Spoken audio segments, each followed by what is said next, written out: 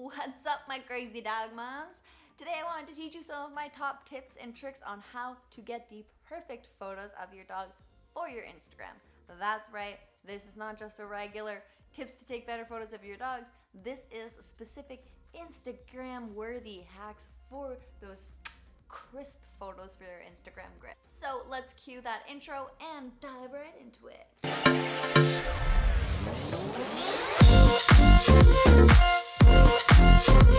Hey guys, and welcome back to my channel. I'm Keegan from Floofy Studios. Don't forget to follow us on Instagram at Floofy Studios for your daily dose of dog. Also, before we get into these awesome tips, don't forget to subscribe, the buttons right here. I'm really excited to do this video because I'm sure you're not surprised, but this was a highly requested video for me to do, and I love it.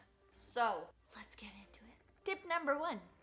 Keep your eyes open on walks. So you don't have to go out and specifically be taking photos of your dog. I mean, you can make it a photo walk, you can make it a journey outside of the house to specifically get gorgeous photos of your dog, or you can just constantly be on the lookout for great photo opportunities.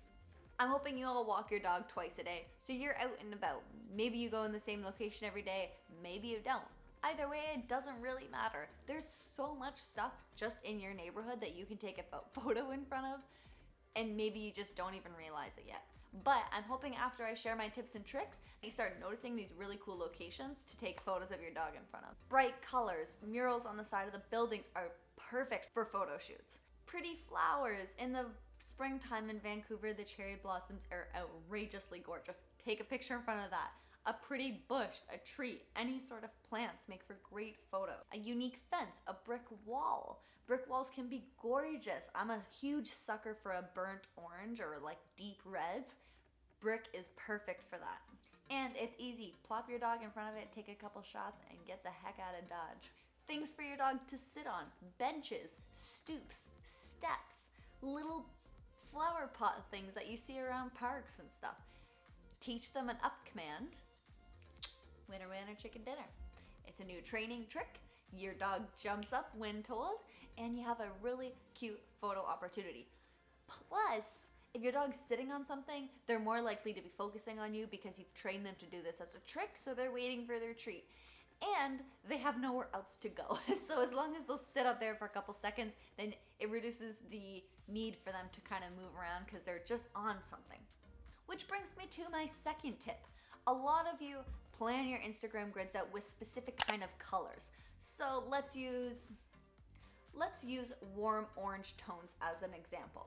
So your Instagram grid is going to be burnt orange, red, beiges, yellow, really warm color tone. So when you're out on your walk, just keep your eyes peeled for those kind of colors. If you have something specific in your mind, you'll start seeing it more often. It's the same as when you talk about a car you want, and then as you start to drive around, you see this car everywhere. It happens in so many different scenarios in your life, but if you have a certain mindset of what you're looking for, it'll be a lot easier to pinpoint these things for photo shoots. Like I said, we're using warm tones for an example. Brick wall is great. A yellow fence. Pretty flowers that have an orange or yellow or even a pink color tone. I don't know. Get creative. Shoot through things. That was so creepy. No, but for real, shooting through things is a great way to frame your dog's face. So get creative with it. Find a bush or a plant, anything of the sort, and just put your dog on the other side of it, you on the opposite, and shoot right through it. This is really great because if you have a camera, you can blur the subject that you're shooting through, and then it really just brings out your dog's face. Even if you're working with just your phone, it's really, really great because like I said, it's a natural framer. And framing your subject is really great because it brings all focus to your dog's face and kind of cancels out a lot of the noise. Work on them squats.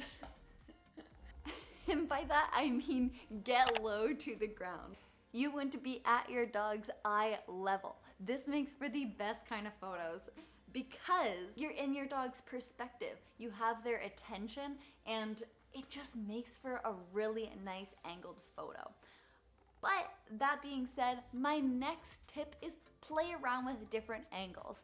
It doesn't have to be the same thing every time. You don't have to be on the ground for every single picture you take. Mix it up and have fun. My favorites are getting really low to the ground, like I said, right at your pet's eye level or right from above. So they're like looking right up at you, and it kind of makes their head look big. It also is a great way to play around with canceling out the noise like I talked about, because when you're coming right from above, then you only have the ground as your backdrop. This is really great for playing around with different colors like I mentioned, because grass is green. Thank you, Keegan, for the excellent lesson in colors today. But you can also find a really pretty field of flowers, and I mean, they don't even have to be flowers, they can be weeds, it can be wheat in a field or corn or literally anything. Shoot from above of what is on the ground. Mixes up the photo a bit. The next tip is play around with lighting. This is a very broad tip because there's so many different avenues that you can talk about with lighting. Indoor, outdoor, artificial, natural. I'm not gonna get into it in too much detail. If you're curious, you can watch my other videos on how to take better photos of your dogs, and I go into it a little bit more detail, indoor and outdoor. I have a video of each and I'll leave the links below.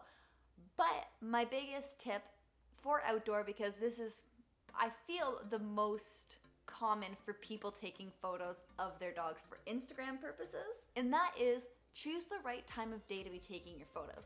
Everybody knows golden hour. Golden hour is an hour before sunrise and an hour before sunset, and it just gives this beautiful, glowy, warm lighting for your portraits, and it's the best. So maybe schedule your walks around golden hour for a couple days. Try it out. I promise you, you will not regret it. It is gorgeous. So try it out. And my next tip, I say this in every video I do about taking photos of your dogs, but that is because it is so important. Get some mother freaking high value treats. Anything that you are asking your dog to do, you need to have treats for. And if it's something out of the ordinary that you're not doing all the time, make it high value. Make them really want to work for what you're doing. Possibly have a special treat that you only use for taking pictures, and then this will make them extremely excited for what you're doing. Because we all know taking photos of anything, you need their full attention, and it's hard to get. It takes a lot of patience, and maybe that's why you hire a dog photographer, just saying. But having high value treats really, really help, and honestly, it doesn't matter what it is. For every dog, it will be different, so find what your dog's high value treat is and utilize it. And my last tip is practice a look command, which is exactly what it sounds like. When you tell your dog, look, they immediately make eye contact with you. And it's not that hard of a trick to teach them. It's very simple. Basically, you just call their name. If they don't know the command yet, call their name and say, yes, good luck, and then give them a treat, and just repeat over and over and over again. I am not a dog trainer. If you need a better tutorial, I would recommend checking out a dog trainer's YouTube channel. But that will definitely help with getting your dog's attention in a highly distracted area, which, let's be real, that is the trickiest part. I'm sure a lot of you watching this video are like, yeah, Keegan, I know. I can find these cool locations. I can find the freaking flower to take a picture of my dog next to, but how do I get his attention? How do I actually get the photo? And I mean, I don't know. Honestly, what I do is I just deep breath, look at them, and think to yourself, damn, you're so cute and you're so lucky that you are. Summon all of your inner patience and just try to do what is best for them.